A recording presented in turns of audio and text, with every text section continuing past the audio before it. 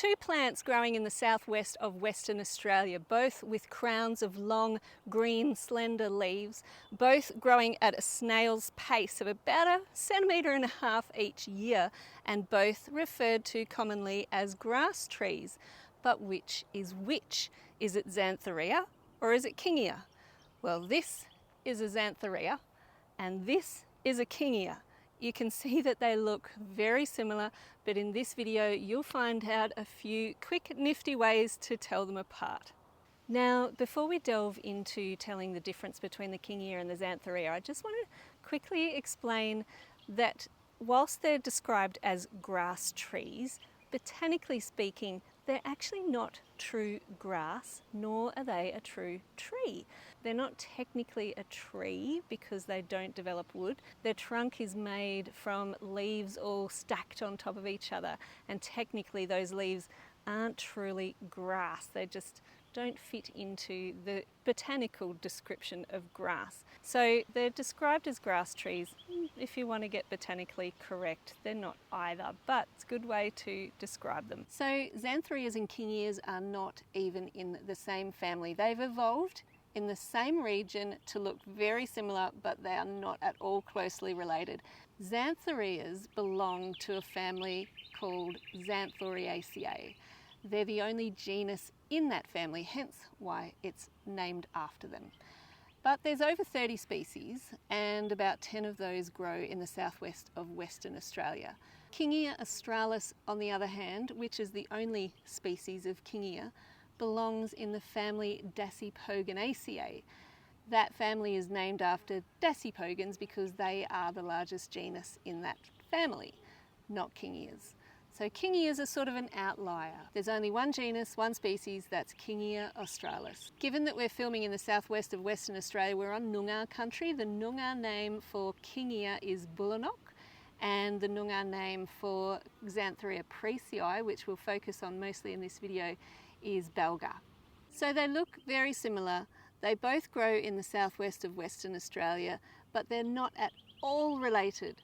So how do we tell them apart? Well, the simplest way is to look at the flowers. Xanthorrhoeas send up a long spear-like flower stem from the tip of the plant's growing shoot. Only one spear can grow from each shoot. So if you see more than one flowering stem or spear on Xanthorrhoea preissii, that's because it's actually got more than one branch or stem.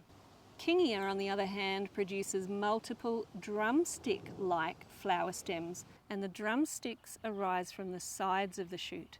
So that's different to the Xanthorrhoea. The Xanthorrhoea was from the centre, but this is from the sides of the shoot. So each shoot can produce more than one, and even up to 100.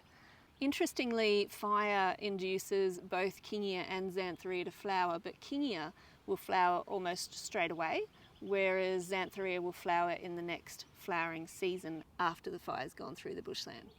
So now the question is, what if they're not in flower? How do I tell the difference then? Well, you'll need to get a bit closer and look at the leaves, unless you're fortunate enough that if from a distance the sun is shining on a Kingia from the right angle, you might see the light reflecting off tiny hairs on the leaves. Here we have a Kingia, and if I get up close, no, oh yes, I'm right. Oh no, I doubted myself then. You can see tiny little hairs on the leaves. Can you see just the sort of almost whiteness on the edges of the leaves? If you're feeling it between your fingers, it's almost a flat leaf, but there's a bit of a ridge along the middle on the top and the bottom.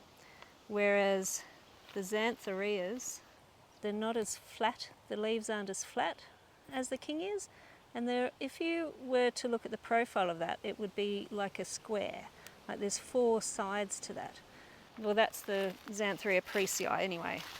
Some other Xanthorrhoeas don't have 4 sides, they might have 3 sides to their leaves.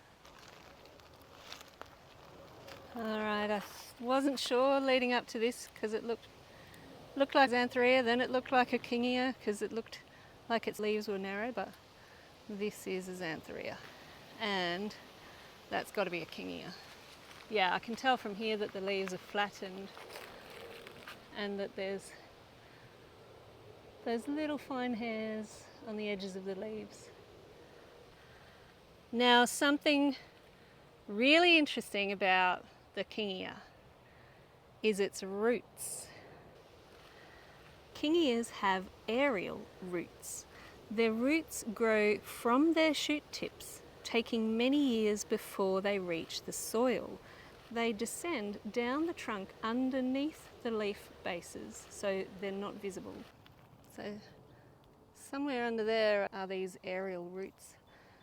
And when it rains, it's quite possible that these aerial roots underneath here are picking up some of that water and even bird droppings and other nutrients from rotting leaf bases inside the plant and actually feeding the plant. They also help stabilise the plant. So you can see this is quite tall.